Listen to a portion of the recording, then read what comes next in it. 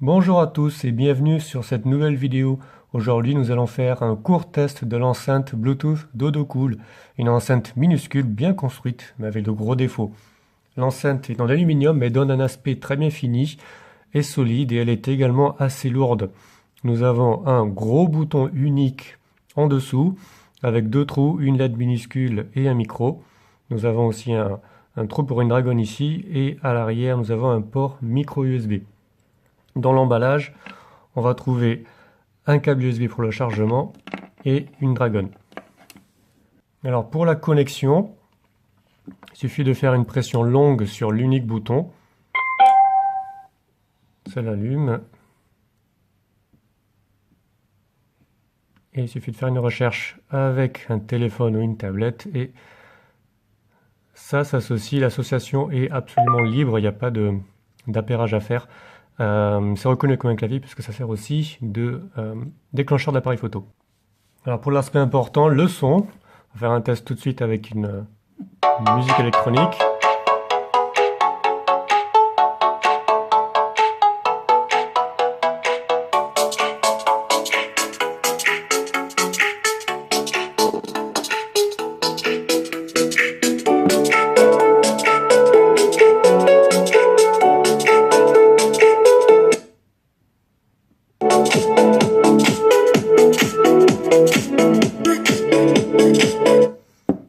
Voilà, on a un son qui est très fort pour la taille, avec de bonnes basses.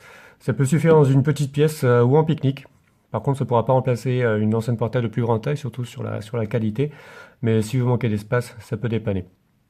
Donc comme j'ai dit, là, le bouton à l'arrière peut aussi servir de déclencheur photo. Voilà. Voilà, là j'ai appuyé. Voilà, bon, ça peut être pratique.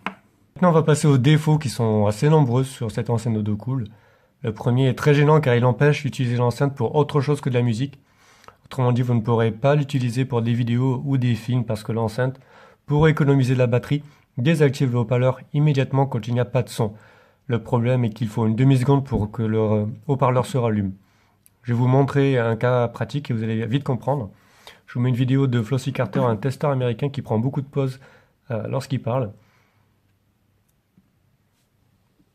Yo, what's up everybody? It's your boy Floss again with another video. Today we're going to take a look at hottest iPhone accessory out right now. Duo Bluetooth Wi-Fi speaker and battery case. This is a major. Shout out to everybody who watched my video. Voilà, vous avez dû entendre que pas mal de mots avaient les premières syllabes qui étaient tout simplement coupées lorsque le haut-parleur se rallumait. Et c'est encore plus gênant à bas volume.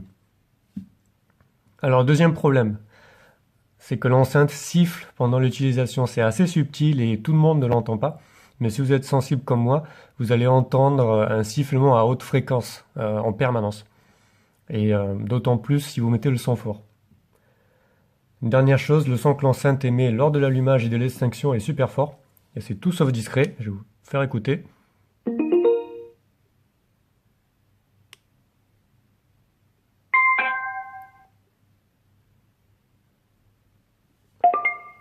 Voilà.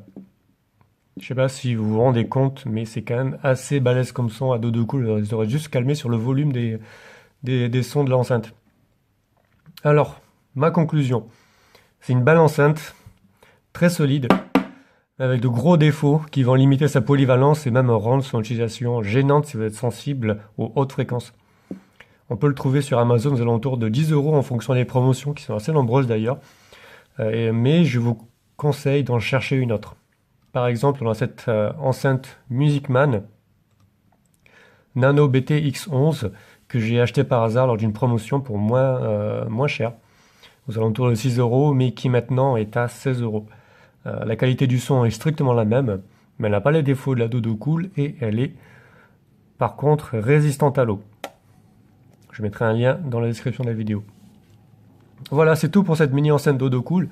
Merci de noter cette vidéo et n'hésitez pas à laisser un commentaire et je vous dis à bientôt pour un autre test.